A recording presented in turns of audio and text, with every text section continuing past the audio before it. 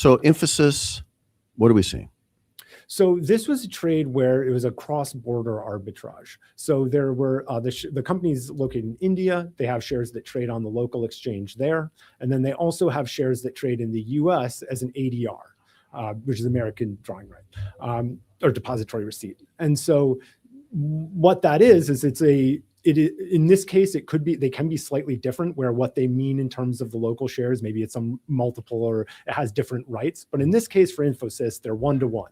They have the exact same rights. It is the same thing. It's just that this one trades in the US and this one. And what did you see in S3's data that alerted us that this was a huge trade and either a huge opportunity or a massive problem for a lot of the client base?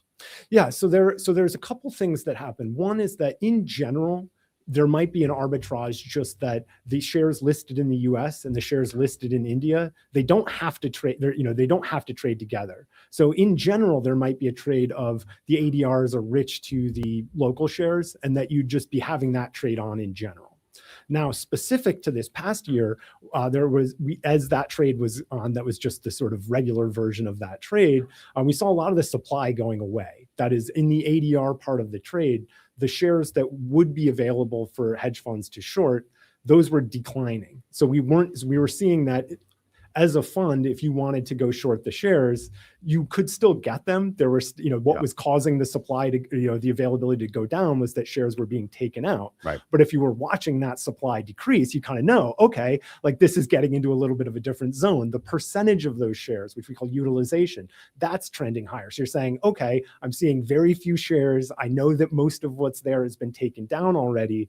And this is coming into the end of last summer in August. And at this point, the shares still aren't really very expensive to borrow, but we've seen this fundamental change in the supply dynamics. So we know that there's a lot less supply, it's a lot more crowded, but the borrow cost hasn't reacted yet.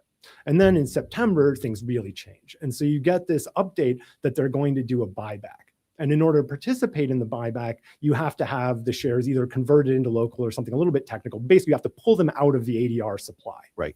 And so we get to this point where all of a sudden there's this entire new source of demand. You have all of these funds that are that want to specifically add to this trade and put it on.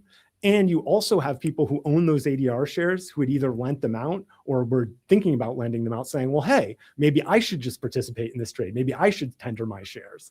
And so there was a large reduction in what was available and a big squeeze in December.